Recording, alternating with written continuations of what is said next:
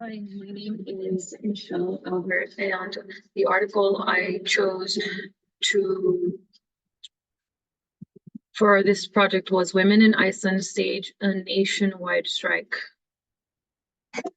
This article was published in October of this year, 2023, and it was a nationwide strike that occurred. There had been previous strikes that have taken place in Iceland, and this is the first full-day strike since 1975. These strikes have come to be known as Women's Day Off. So all women are striving to take a stand in this. This strike was to raise public consciousness about wage gap, gender inequality, and violence against women. So all women and non-binary people were urged to take a stand and stop all work. I thought that this article tied in quite a few concepts from the book. Some of the relevant course concepts that I highlighted for this presentation were from chapter 1, which was paving the way. I also thought chapter 10, work and achievement, was probably the biggest concept tied into this, and chapter 12, which was violence against women. So for chapter 1, in paving the way, this is the very first chapter from the book, and it went over the first and second waves and the third of feminism. That first wave kind of lost its momentum after women gained the right to vote. And then there was quite some time until the second wave, which was considered a rebirth of this movement. This second wave focused on civil rights. They focused on reproductive rights and sexuality. And then the third wave, which started in the 90s, this wave focused more on gender identity and the portrayal of women in the media. I thought that this chapter kind of was a good example of exactly what they're doing in Iceland and paving the way and showing us that we need to take a stand in order to have positive strides towards this movement and gain gender equality. Although there has been some change in the wage gap, there hasn't been enough of a difference made. Iceland is considered a kind of like a equality paradise, so they made it a point to make a stand, and one of the quotes from this article stated that they were not going to stop until full gender equality has been reached. Chapter 10, which was work and achievement.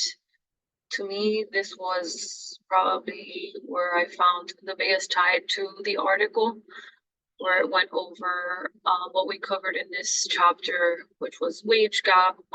Another thing we went over, I put here housework versus paid work. As women, we definitely, I guess, maybe take on the duties of housework, of taking care of children, and that consumes many of our hours of the day, which are unpaid. Definitely from my experience, I can say that there's a lot of hours of my day that are dedicated to my kids and to housework, aside from a full-time job and many other things. And one of the the points made in this article was that this strike was not only for women in the workforce, it was for women taking the day off or standing up for equal rights, even if you are just at home doing house duties and taking care of children. Another quote from the article that stated, "We have not reached complete equality if it is not for us all." So it isn't just for women in the workforce, it's for everyone. The next point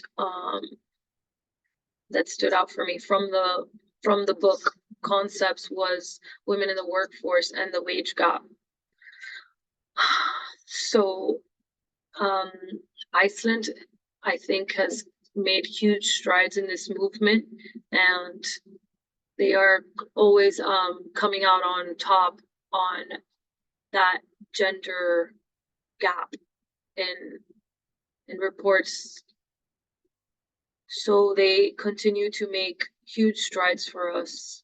Another quote from this article states, "In 2018, Iceland put in place a new law that required companies and government agencies to prove that they were paying men and women equally." I thought this was pretty incredible. I thought it's definitely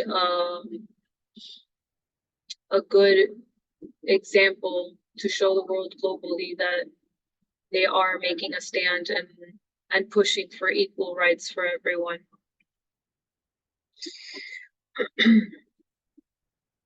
There has been a decrease in wage gap in the past 60 years, but women are still earning 60 to 75% of men's wages.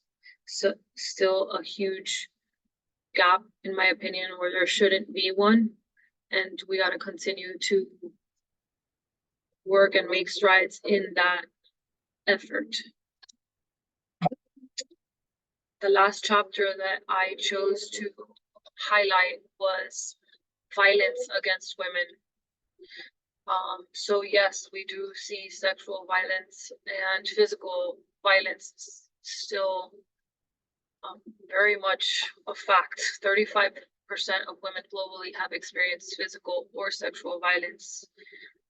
This quote is another quote from the article that stood out to me, and it's, "The struggle for equality has not resulted in less gender-based violence," which means that even though we're still fighting for that equality, we're still struggling with that violence towards women, which can be in the workplace, which could be in relationships, which could be in our homes.